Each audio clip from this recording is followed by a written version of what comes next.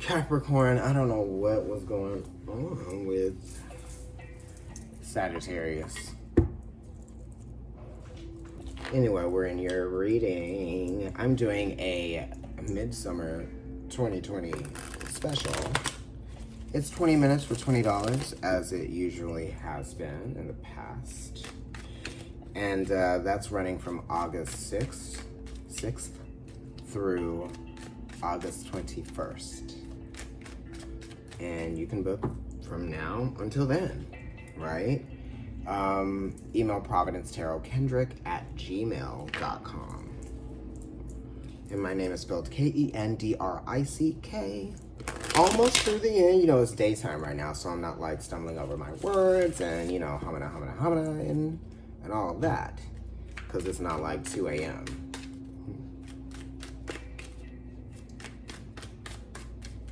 I'm using the Oracle of the Radiant Sun, Leo season. Bring it in. All right, so let's see what's going on. Looks good. All right, Cap.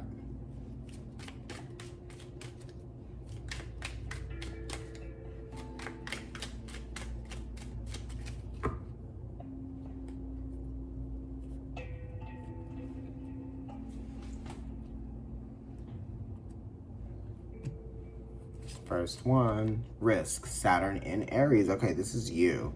So you could be feeling a little bit like hesitant to take a risk, right? Because it's Saturn, that's Capricorn. You're like, you're wondering if this is gonna be worthwhile, you know? Can I handle it, right? It's just kind of like taking you a little bit out of your comfort zone, right? Because you almost kind of like want to know what's going to happen, and it's kind of like, am I ready, am I equipped, like that type of thing, you know? I feel like it's making me want to flip over another, and I don't know why this is here, submission. So it's like you have to submit to this risk, whatever it is that you are thinking about taking, and if it has to do with moving or going from one place to another, or some sort of like, damn. It's like these are like opposite energies too, because you have Aries and you have Pisces here. Aries is talking about risk, but Pisces is talking about submission. You know, are you submitting to a risk, right? Or are you like hesitant to take a risk? Because Venus and Pisces is probably kind of like hesitant, right? Because this submission card does have a bird in a cage that's choosing to be there, choosing to be restricted. It does say that you have freedom and you have the flow, right? You're choosing not to like spread your wings and fly in some kind of way here.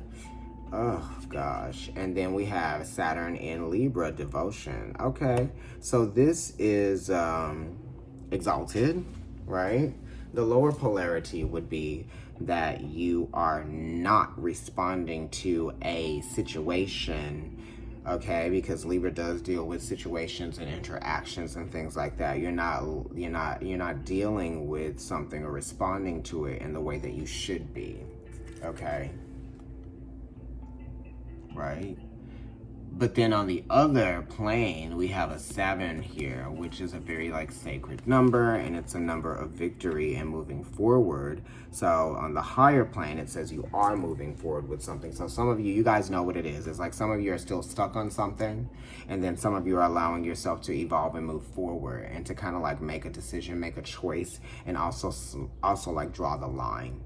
So you have to draw the line somewhere with something, whatever that is. You know what I mean? And that's what Saturn teaches Libra, where to draw the line and how to draw the line.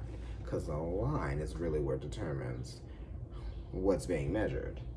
Okay? So you're also, yeah. Pretty much that's it. Let's look at the other card, influence, Mercury and Libra. So you got a lot of Libra here, you have a lot of Saturn. But Mercury and Libra is talking about how you might be thinking or how you let someone inspire your choices. Because look at Mercury and Libra. It literally is Adam and Eve and the snake in the Garden of Eden, right? Look at that. The snake is like the influencer. Okay, so it's like, don't let people influence your choices, because they are influencing you for their own individual gain, or it's almost like they just want to see what happens, right? It's kind of like it's not going to affect them either way, you know what I mean? But it is going to affect you, you know what I mean? So you have to realize when you put yourself in a situation where you have more to like lose, or you are risking more than someone else. So you might be realizing that you might be risking more than someone else if you choose to stay in a situation, and if you choose to submit to it and you're not flying away. And you see like the bird here is in the card, like in the cage, right? So it might even have to do with like work responsibility or something like that. You're not listening to yourself, because these are both birds, right? And then we have that devotion, right? You're devoted to something that is like, it's not changing for you in some kind of way. You're like, okay, yeah. Let's see what's at the back of these. Submission, practicality, right? So it's like, you've got to, it's talking about time, it's talking about evolution, and it's talking about deadlines, and it's talking about time being sensitive here too, with the moon being in Capricorn, and practicality. So being practical with your time, being practical with your energy, being practical with your efforts. You know, Saturn rules Capricorn, time. Moon, phases, time, right? Then we're looking at devotion. What's behind that? Decision. Devotion and decision. So if you're staying stuck with something, or you're feeling like, wow, I want to keep doing this, but like it's not really doing what I needed to do. I'm not seeing the reward here. I'm taking the risk, but I don't see the reward, right? And it's like you have a decision to make. You have to think logically, you have to think practically, and you also have to strategize for your own success. Okay, Capricorn, you know that. Yes, practicality. Let's see what's behind influence. Honey, this candle's gonna burn out, honey. I hope it doesn't. Innovation. Right? So, you know, see, this Mercury in Libra influence. What is my influence, right? Who's influencing me? Aquarius is like, I am my influence, honey. Like, I'm doing it. It's me, right? Because it's opposite Leo.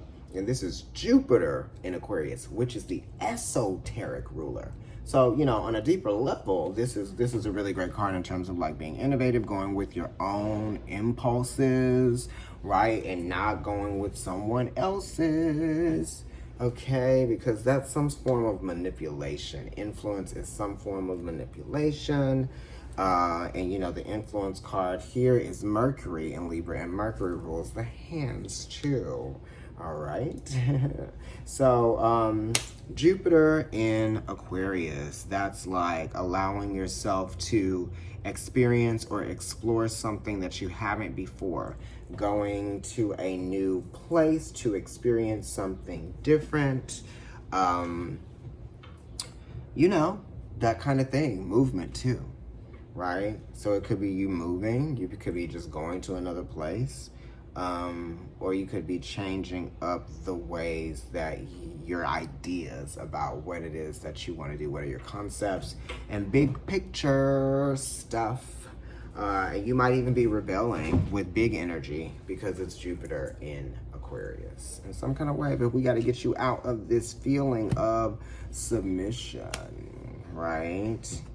And like devotion for devotion's sake, sometimes that is not good, to just be devoted to something just because you have been, or just because you want to be devoted to something, right? Being devoted to yourself is being devoted to something. So I want you to do that. Okay, if you want to get a reading with me, email providencetarotkendrick@gmail.com. Follow me on Instagram. It's Providence Tarot, and my personal account is NYC Kendrick. Now, if you're watching on YouTube, make sure that you like, share, subscribe, and comment, and click on that notification bell right there. Okay, bye Capricorn. I'll see you later.